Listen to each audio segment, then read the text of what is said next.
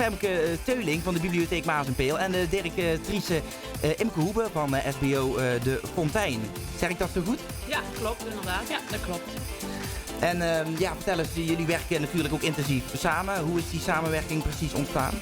Nou, wij zijn binnen onze bibliotheek afgelopen jaar bezig geweest met het verbeteren van onze dienstverlening richting de basisonderwijs. En hebben met scholen in Peel en Maas en in gemeente Bezel een samenwerkingsovereenkomst gesloten om het leesplezier en leesplezier... Je mag even de microfoon wat dichterbij doen, want anders dan kun je... Hoor je niet. Nee. Leesplezier en leesmotivatie eigenlijk weer de school in te brengen. Oké, kijk, nou dat klinkt heel erg interessant. En hoe werkt dat tot nu toe? Loopt dat allemaal een beetje lekker? Ja, nou wij waren heel erg bezig om de leesmotivatie bij kinderen te verhogen, het leesplezier te verhogen. En dus het sloot helemaal passend aan op waar we mee bezig zijn. Femke is 2 keer in de week 3 uur sowieso bij ons ook echt fysiek aanwezig op school. We hebben samen het leesplan voor onze school geschreven.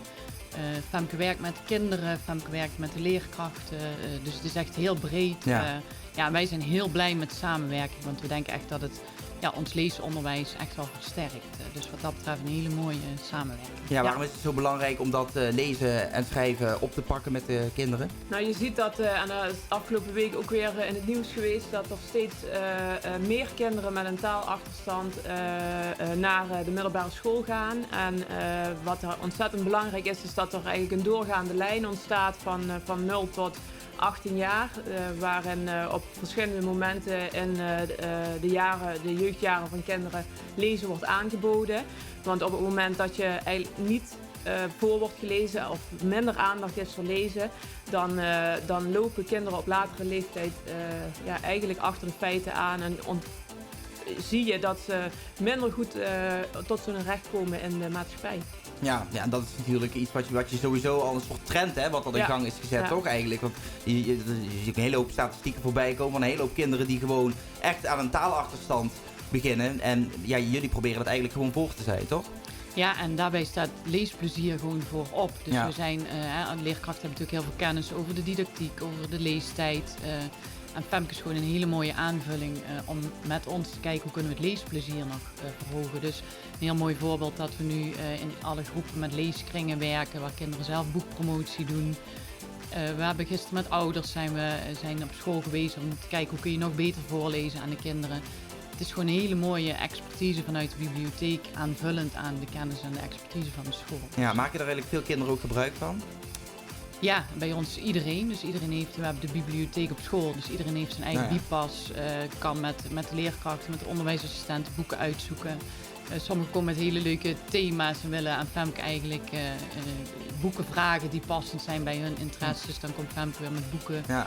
Dus iedereen maakt er gebruik van. Dus hoor je dan ook leuke verhalen zo van kinderen zo voorbij komen? Ja, zeker. Het is ontzettend leuk als ik dan op school kom. Dan is het, dat is Femke weer. En wanneer kom je weer? Want dan kan ik met je samen een boek gaan uitzoeken. En we hebben een leerling die wilde heel graag Rutger en Thomas en Paco lezen. Ja. Nou, die boeken hebben we gezorgd dat die in ieder geval in de schoolbibliotheek komen. Zodat we daar ook de leesmotivatie mee verhogen. En het leesplezier. En door met kinderen echt gericht te gaan kijken van welke boek, wat vind je leuk, dan merk je ook dat daar meer het leesplezier door ontwikkelt.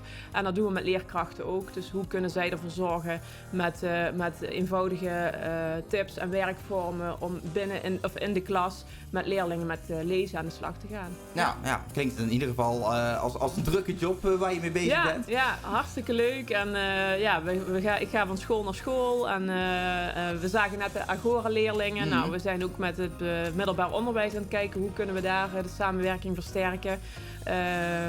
Om ook de leerlingen die nu op de middelbare school zitten, in ieder geval dat leesplezier wat er vaak ontbreekt, om dat wel weer intrinsiek gemotiveerd te krijgen. Ja, en kun je een beetje een beeld geven van het afgelopen jaar, een soort jarenoverzichtje? Hoe was dat voor jullie? Op wat voor jaar kijken jullie terug? Nou, wat dit betreft, qua leesplezier zien we echt een hele positieve verandering. Want we doen het natuurlijk voor de kinderen. En dat is ook echt wel zichtbaar dat kinderen naar Femke vragen, zelf bewust nadenken over boeken. Ook de leeskringen. Je ziet echt het leesplezier is echt terug aan het komen. Want dat is er niet bij iedereen geweest. Maar ook het aanbod. We hebben nu een eigen bibliotheek op school sinds juli 2022. En ja, ook daar zien we het aanbod is gewoon heel divers. Dus kinderen die nog wat moeite hebben met lezen, maar toch al ouder zijn, daar kijkt Femke heel bewust van wat past toch bij de belevingswereld en is ook wel makkelijk leesbaar.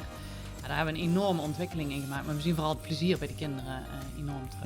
Ja. Is het ook zo dat lezen en schrijven echt samen gaat, in één adem genoemd wordt, zeg maar? Is het zo dat als kinderen minder goed kunnen lezen, of juist mensen op wat oudere leeftijd, dat schrijven dan ook meteen moeilijker gaat?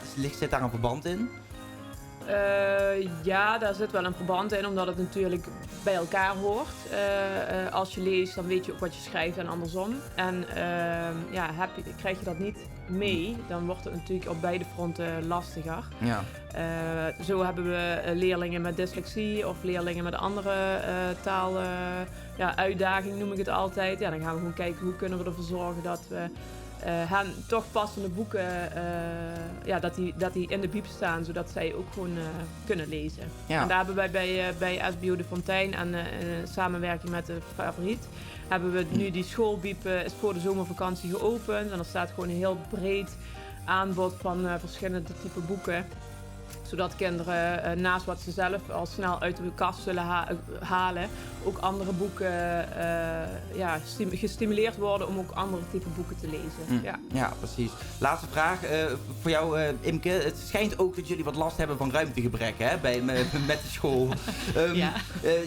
Moet er nou iets in planningen komen? Of hoe moet ik dat voor me zien? Wat zijn jullie plannen daarvoor? Nou, wij hebben gelukkig sinds een maand 2 mooie nieuwe units gekregen die zorgen dat we echt wel weer genoeg ruimte hebben. En daarnaast mogen wij gelukkig gaan nieuwbouwen op dezelfde locatie samen met onze partners. Dus wat dat betreft zitten wij weer in voldoende ruimte en zijn we vooral heel blij mee. Bij de bibliotheek zijn jullie natuurlijk met van alles bezig, hè? Want we hebben allemaal al die wenshaltes gehoord die we natuurlijk voorbij horen komen. Ben je daar ook bij betrokken? Niet los van deze lunch niet, maar ik denk dat ik zeker nog wel even ergens ga kijken om erbij aanwezig te zijn. En in de kerstvakantie gaan wij weer voorbereiden voor het nieuwe jaar. Ja. Ook heel belangrijk natuurlijk allemaal. Want ja goed, net zoals ik maak bijvoorbeeld hier een podcast ook samen met de bibliotheek. Maar het is hartstikke leuk allemaal. Maar dan zie je ook wel echt dat de bibliotheek veel meer is dan een biep. Hè? Zeker. Het is echt Zeker. Ook heel maatschappelijk betrokken allemaal. Ja. Dus dat is wel echt, wat vind ik in ieder geval heel erg goed dat gebeurt. Heb je zo nog een idee wat er op de agenda staat komend jaar aan? Waar we in januari weer mee verder gaan zijn de Nationale Voorleesdagen. Dus dan gaan we aan de slag met het voorlezen van de kinderen van 0 tot 6 jaar. Later op in februari komt het project Kinderjury.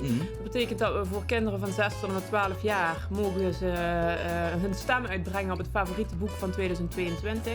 En onder alle stemmers, daar loten we nog een aantal kinderen uit die vervolgens een mooi schrijversbezoek mogen bijwonen. Dus dat is wel een oproep aan alle leerlingen en kinderen.